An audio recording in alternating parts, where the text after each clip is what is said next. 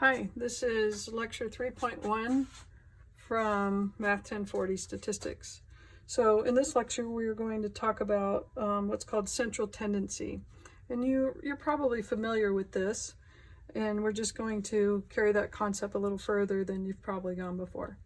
So the first thing we want to talk about is mean. The mean is the same thing as an average. So how do we find average? We add up each number and divide by how many numbers we have. So let's assume I have 6 students in my class, and these are the ages of my students, and I want to know what the average age in my class is. So I add these numbers up: 18 plus 24 plus 19 plus 23 plus 25 plus 24, and I get 133 divided by 1, 2, 3, 4, 5, 6 numbers. And so the average age in my class would be 22.2, would be 22.2. So that's the mean, the average. All right.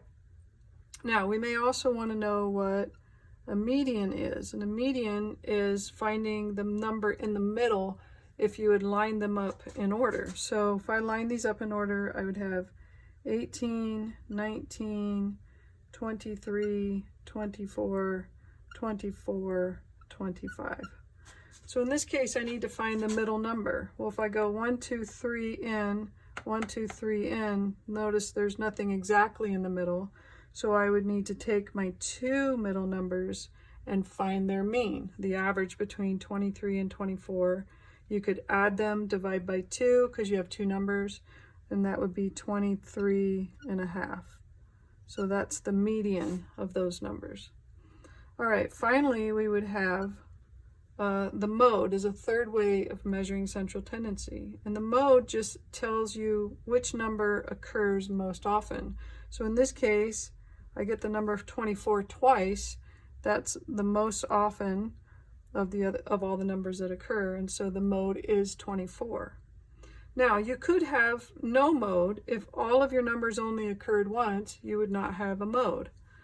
You could also have something where it has 2 modes. So if you had 2 18s and 2 24s, that would be a tie. So your mode would be 18 and 24. That would be bimodal. All right, so let's put this on a histogram. I've gone ahead and created a graph, and I'm going to group my ages from 15 to 19, and then 20 to 24, 25 to 29. So how many people were in the 15 to 19 age category? 2, the 18 and the 19-year-old. So this would be a bar at 2. How many between 20 and 24? I have 3. So that would be right here. And how many between 25 and 29? I have 1. So that would be right here. So if we wanted to determine the shape of this, it's arguable, right? But for the most part, they're all clustered together. The middle's tall. So I would say this is a bell-shaped curve.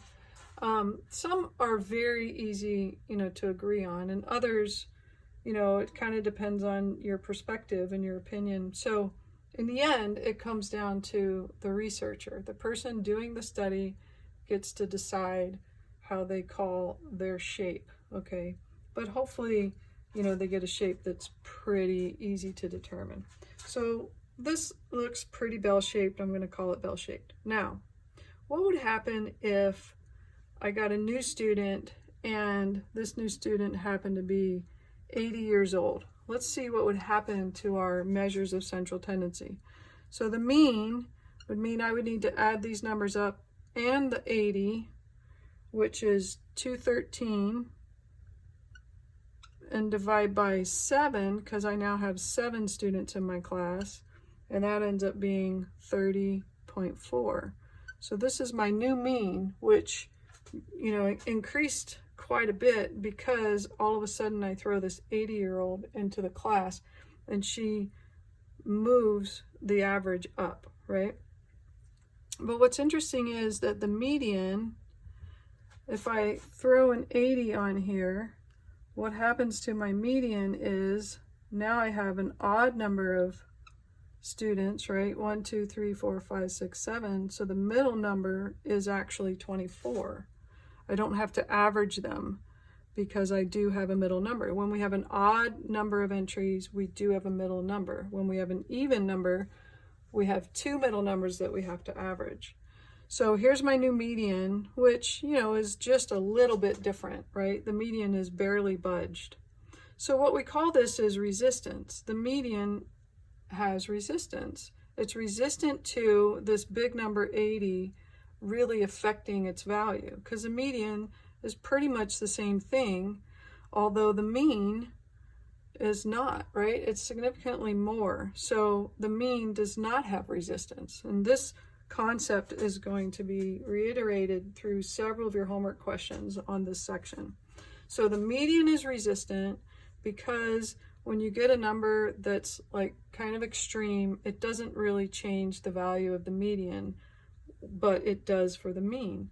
So if we go back to our histogram, I have one person in this 80-year-old range, and look what happens to my shape. I really cannot call this bell-shaped anymore, right? It starts off bell-shaped, but then it just pulls all the way to the right. So we call this skewed right.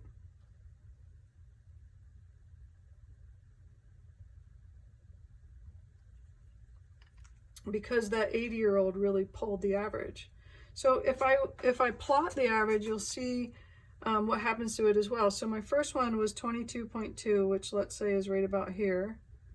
And then when I add the 80-year-old, I get 30.4, which is, somewhere around here, right?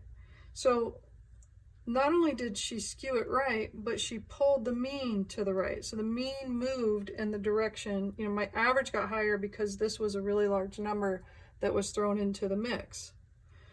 So let's look at where that median was. The median was 23.5, which is right about there. And our next one was 24, which is right about there. Notice that that really didn't shift very much. So again, this illustrates that the mean is not resistant while the median is resistant. So one thing to take away from that is if you do a study and you realize that when you graph all your data that you get something that's skewed to the right or to the left, then it really wouldn't be that effective to discuss means in your study. You wouldn't really want to talk about, well, the mean number, the average of this, the average of that, because your mean has been affected by your outliers or your large numbers or very small numbers. In that case, you'd rather talk through your study using medians as your central tendency because they remained resistant to those large or small numbers. Okay, one last thing I want to talk about in this section is the symbol. Well, the symbols that we use when we are determining our means. So in this section, we're mostly talking about means. And you know that we can have a population, or we can take a subgroup of the population, which is called a sample. So if I want to talk about my mean that came from a population, I would use the symbol mu, it's a Greek letter mu, to represent the population mean. But if I found the mean from a sample, I would use the symbol X with a bar on top. So this is an English letter, the English language letter X. We put the bar on top because we use X for a whole bunch of other things as well. So an X bar means that I took the mean from a sample. The mu, which is a Greek letter, means that I took the mean from a population. And this is important to remember as you continue through this semester. We will actually be adding to this chart. In the future, we'll be doing standard deviations and variances. And one thing to take away is populations use Greek letters, samples use English language letters. And if you see those letters, then you automatically know what it represents, okay? So make a chart like this for yourself and leave some space so that we can add to it. The more you can digest this information, the better you'll do on your tests and eventually on the final exam. many questions kind of boil down to you knowing what these symbols represent. In the end, there just really aren't a whole lot of them, so it's not that hard to memorize them. But anyway, this is the beginning of it. So that's all I have for lecture 3.1. There are some problems that you can use StatCrunch to solve. So I will be posting a video for a couple of problems where I show the StatCrunch use for section 3.1. So look for that. Talk to you later.